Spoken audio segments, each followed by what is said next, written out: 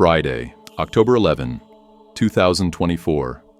Acts of the Apostles, 8:26-39. In those days, an angel of the Lord said to Philip, "Rise and go toward the south to the road that goes down from Jerusalem to Gaza. This is a desert road." And he rose and went. And behold, an Ethiopian, a eunuch, a minister of the Candace, queen of the Ethiopians, in charge of all her treasure, had come to Jerusalem to worship, and was returning. Seated in his chariot, he was reading the prophet Isaiah. And the Spirit said to Philip, "Go up and join this chariot." So Philip ran to him, and heard him reading Isaiah the prophet, and asked, "Do you understand what you are reading?" And he said, "How can I unless someone guides me?" And he invited Philip to come up and sit with him. Now the passage of the scripture which he was reading was this: "As a sheep led to the slaughter, or a lamb before its shearer is dumb, so he opens not his mouth.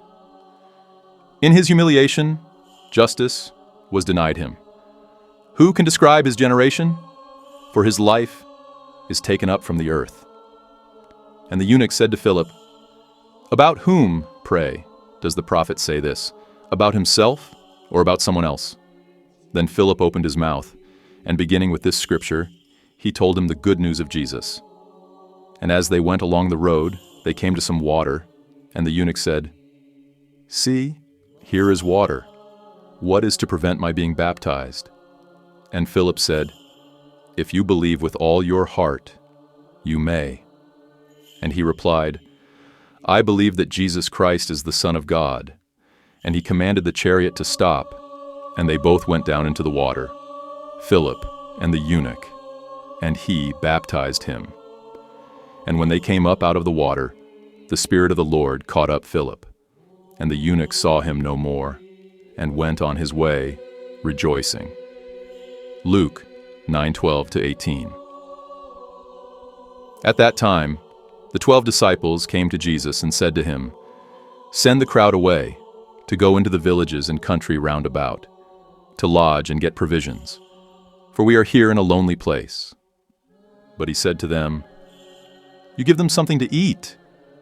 They said, "We have no more than 5 loaves and 2 fish, unless we are to go and buy food for all these people." For there were about 5,000 men.